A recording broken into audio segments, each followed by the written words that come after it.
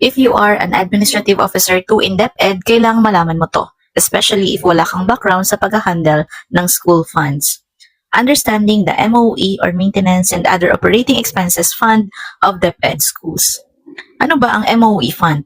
Ang MOE Fund o Maintenance and Other Operating Expenses Fund ay fund na galing sa national level at under sa General Appropriations Act na pinapasa ng ating gobyerno every end of the year para pondohan ang mga school programs, projects, and activities for the incoming year.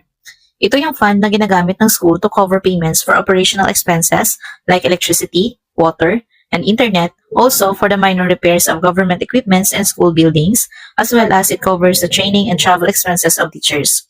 Also, 5% of the school MOE should be allocated to fund the gender and development and disaster and risk reduction management projects and activities of the school as mandated by law.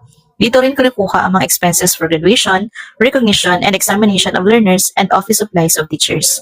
So, ang MOE po na na-receive natin for this year, 2025, ay requested and deliberated last year, then signed last December 30, 2024. Kasali po ang MOE sa releases ng DBM every beginning of the year. Para po sa elementary level ni DepEd, only MOE po ang release sa school from the national budget.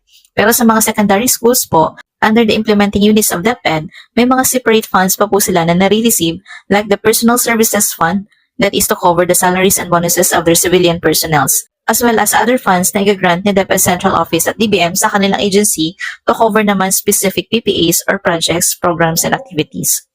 After the budget becomes law, through the General Appropriations Act signed by the President, the DBM will officially announce the use of GAA through its national budget circular. Kapag may NBC na at downloaded na sa government servicing banks ang budget, pwede nang i-release ng Division Office ang mga school MOEs ng mga qualified schools, except sa mga implementing units since may mga sarili silang accounts sa GSBs nila. Dina-download po ng Division Office ang mga school MOEs sa mga bank accounts ng school as cash advance.